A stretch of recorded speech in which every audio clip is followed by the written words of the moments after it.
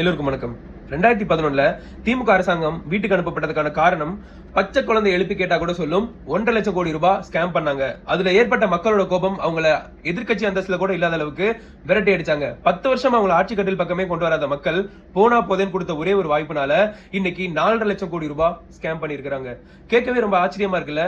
S, Tamil Nadu தான் number 1 வளர்ச்சியில இருக்குன்னு சொல்லி உலகம் ஃபுல்லா சொல்லிட்டு இருக்கிற நம்ம முதலமைச்சர் அவர்கள் என்ன காரணத்துக்காக தமிழ்நாட்டுடைய கடன் தொகையை 10 லட்சம் கோடி ரூபாய்க்கு உயர்த்தி வச்சிருக்காரு? இந்த 4 வருஷத்துல வாங்கின கடன் மட்டுமே 4.5 லட்சம் கோடி ரூபாய். இதுக்கான கேள்விகள் எவ்வளவோ இருந்தாலும் அதுக்கான பதில் எங்கேயுமே கிடையாதுன்னு தான் சொல்லணும். அதையும் மீறி யாராவது சத்தமா கேள்வி கேட்டாங்கன்னா அவங்களுடைய சத்தங்கள் அடக்கப்படுதுங்கிறது தான் தமிழ்நாட்டில் எழுதப்படாத விதியாவே இருந்துகிட்டே இருக்குன்னே சொல்லலாம்.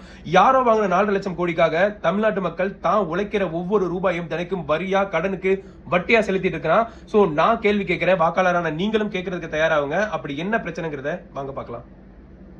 இந்த கடனை வாங்கி இவங்க என்ன பண்ணாங்கன்னு நினைக்கிறீங்க சார்?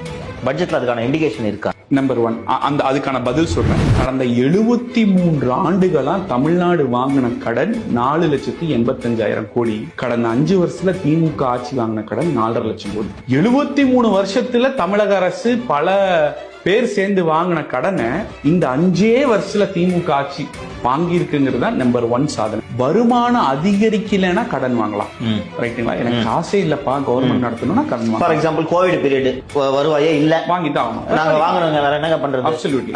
3 தடவை நீங்க வந்து கரண்ட் பில்ல ஏத்திருக்கீங்க. ஹவுஸ் டாக்ஸ்ல 100ல இருந்து 150% அளவுக்கு இன்க்ரீஸ் பண்ணிருக்கீங்க. ஒரு பில்டிங் அப்ரூவல் வாங்குறதுக்கான amount almost approval fee double அளவு பண்ணிருக்கீங்க. பால் விலை ஏத்திருக்காங்க. இது எல்லாத்தையும் தாண்டி 30,000 கோடி வருமானம் இருந்த டாஸ்மார்க் 60,000 கோடி வரைக்கும் இந்த பாட்டில் அந்த பாட்டில் சொல்லி கொண்டு வந்திருக்கீங்க.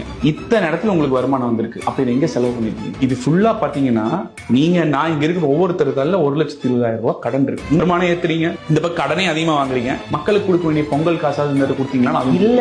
அதான் நீங்களும் நானும் நம்ம எல்லாரும் சேர்ந்துதான் இந்த அரசாங்கத்தை தேர்ந்தெடுத்திருக்கோம். ஓட்டு போட்ட நம்ம ஒவ்வொருத்தவங்களுக்குமே கேள்வி கேட்கிற உரிமை இருக்கு.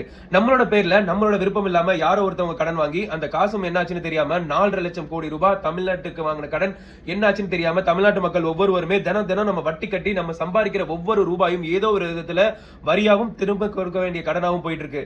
அப்ப அந்த 4.5 லட்சம் கோடி ரூபாய் எங்கங்கிற பதில் நமக்கு தெரியற வரைக்கும், வரப்போற தேர்தல்ல இந்த திமுகவை விரட்டி அடிக்கிற வரைக்கும், அந்த 4.5 லட்சம் கோடி நம்மளோட பாக்கெட்டுக்கு திரும்ப வர வரைக்கும் நம்ம திரும்ப திரும்ப கேட்கக்கூடிய கேள்வி, என்னாச்சு எங்க பணம் 4.5 லட்சம் கோடி? மிஸ்டர் ஸ்டாலின் அவர்களே,